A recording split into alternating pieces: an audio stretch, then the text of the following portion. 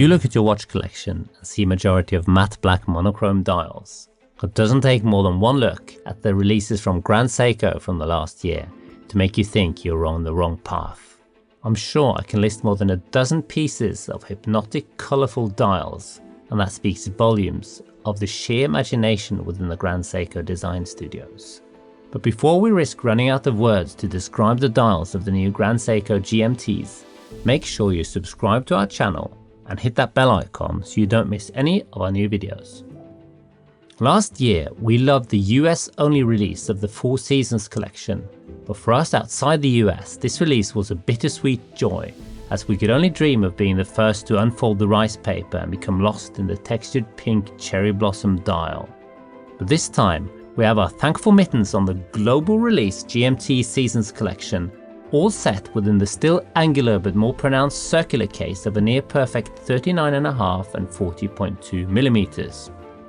The Seasons Collection GMT are all imbued with the smooth second-hand sweep of high beat and spring drive movements, and at a 14mm case might seem less than slim on paper, but the magic of a well-rounded Zaratsu polished case side will have you feel a much slender shape on your wrist. With a reserved dome on the sapphire crystal and a polished sloping bezel, balance and ergonomics are on point and sharp to the smallest detail, with those smooth sweeping downturned lugs making it hug your wrists. And the cases on the GMTs are among the roundest and less angular of the Grand Seiko cases, the more to become a perfect frame to what we came here for, and they're the dials. The SBGJ251 is the first to invite us on a virtual tour of Japanese nature, its shunbun dial bringing a deep green textured surface of spring, with its pink gold-toned GMT arrow, a symbol of the first cherry blossom making itself known through the foliage. Classic razor-sharp sword hands are instantly recognizable Grand Seiko calling cards, and the inner 24-hour scale making this an eminently readable travel companion for the trip to see the cherry blossom season in Tokyo.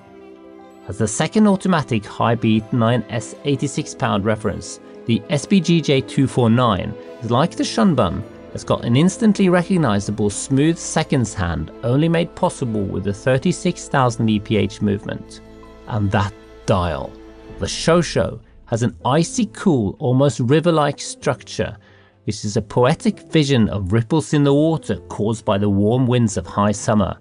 The blue-tinged wave structure is accentuated by pops of delicate blue, and on Grand Seiko's soft bracelet, I can only imagine how well this would go with a dark blue tailored suit. The high beat accuracy of +5 -3 seconds of the 9S 86 caliber, making sure you're on time. On the dial of the SBGE271 Canro, there's a telltale sign of a power reserve crescent at 8 and the fluid sweep of the seconds on the slightly larger dial, signaling a spring drive mechanical heart in the caliber 9R66. An unparalleled accuracy for a mechanical watch running within ±15 seconds per month or ±1 second per day, and that's even quite a conservative estimate of the hybrid magic imbued by spring drive. The Canro has a subtle texture in its dark charcoal, almost black dial, invoking the dark autumn night sky, its gold-toned GMT and accents, creating an elegant twist and a perfect sparring partner to the shimmering dark dial surface. The Toji, the SBG269, is like the Canro, also powered by the 9R66 spring drive movement, and the dial on these two is also slightly different from their high beat cousins, in a longer, more pronounced GMT hand, pointing to a 24-hour scale that sits within the outer minute track. And this creates a calmer dial scene, and Grand Seiko's hand-finished indices making sure any sliver of light gets translated to pure legibility within each wink of reflection, reminding you of the almost poetic craftsmanship that goes into this wrist-worn tool. The Toji is easily recognized as inspired by the winter solstice, its grained silver-white texture a crisp vision of purity, and what might be my favorite in this GMT collection. The case is still the perfect blend of dynamic sweeping lugs and Zaratsu-infused curvaceous mid-case, the quite large crown dialing up a more sporty aesthetic.